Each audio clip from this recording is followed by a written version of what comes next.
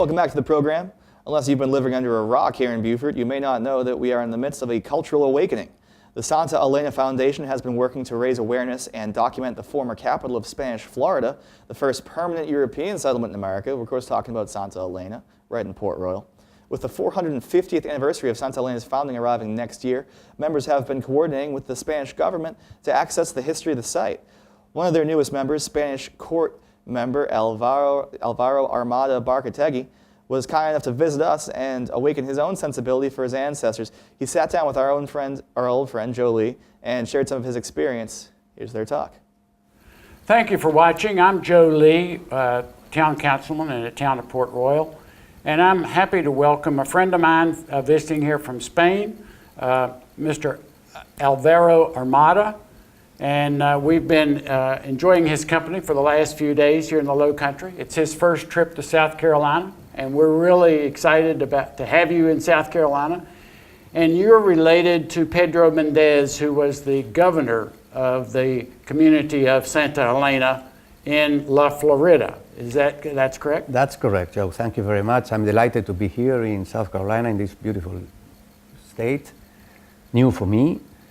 And yes, I belong to a very old family in Spain. And yes, I am the direct descendant of Pedro Menendez Avilés. So, who in 1566 set up Santa Elena. Santa Elena, and he founded St. Augustine as well. And he's one of my dearest ancestors, between many others. So I am very proud I'm very honored to be here representing and trying to recuperate his memory and the significance of his important role in the story of the United States.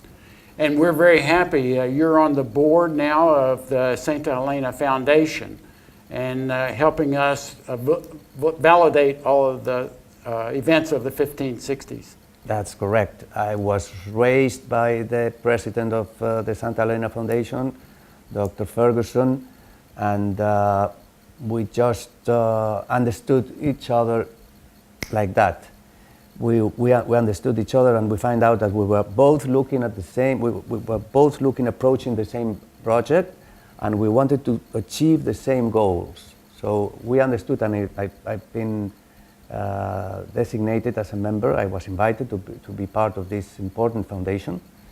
And I'm delighted to be here, and I'm willing to participate and participate actively in all the events, so we can achieve the objectives we're certainly looking forward to it. And we had an opportunity to share some barbecue the other day in Port Royal. The place where barbecue started was Santa Elena. That's right. It was a perfect dinner, and we had a delightful dinner. Yes, thank you. And had a lot of entertainment as we went along. And a lot of entertainment, and very happy, very happy. So what do you think is the long-term relationship between the group here and the folks in Spain? I think there's a huge tourism component, is there not?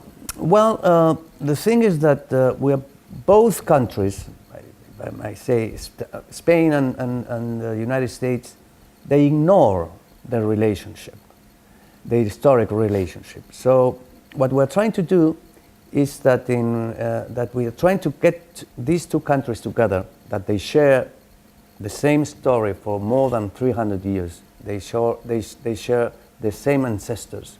Pedro Menendez, maybe we can consider him one of the fathers of the actual United States. So I think that is a very good idea to make these two countries work together and tell the truth story about the origins of the United States as a country. So the objective of the Santa Elena Foundation is an old dream that I had many years ago.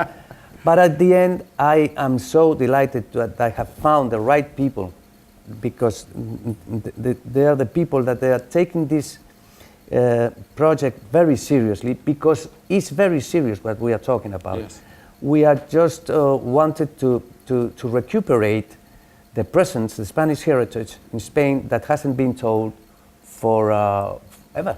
Yes, we jumped from Columbus to Jamestown, and we skipped the whole Spanish influence. Absolutely, and I would like to add to your comment that is absolutely correct, that Toynbee and other important historians all over the world, they have stated that the conquest of America by the Spaniards, it can be considered the highest and most important event made by the human being in the whole story of the humanity.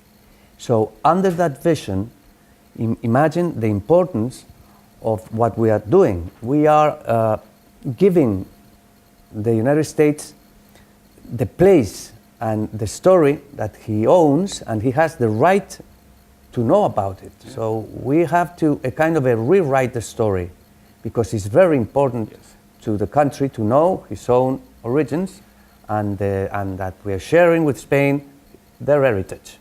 And for the region, for a region that stretches from all of North America, but particularly the southeast from here down to Florida, because there's been a huge influence of the Spanish culture anyway. That's right. I think it's going to, this project, this huge project, has kind of two consequences for me. First of all, is that for the first time, the United States students, they're going to be aware of their own history, particularly talking about this region, talking about this key region, which is the origin, this coast, this east coast. I think that he's going to have, he's going to go through a very important economical kind of transformation. Transformation. So I think that as a result of this project, I would say South Carolina, Beaufort, and all this region is going to increase dramatically the importance and the visibility of this region in the whole North America, and it's going to be seen as a key touristic place with all what that means in terms of real estate and business, all of other kinds, financial, banking, everything. So I think this cultural project is going to have it's going to bring a lot of benefits to this area. Okay, I'm convinced. We certainly hope so. And thank you again for your visit. Thank you very much. Thank you. Thank you.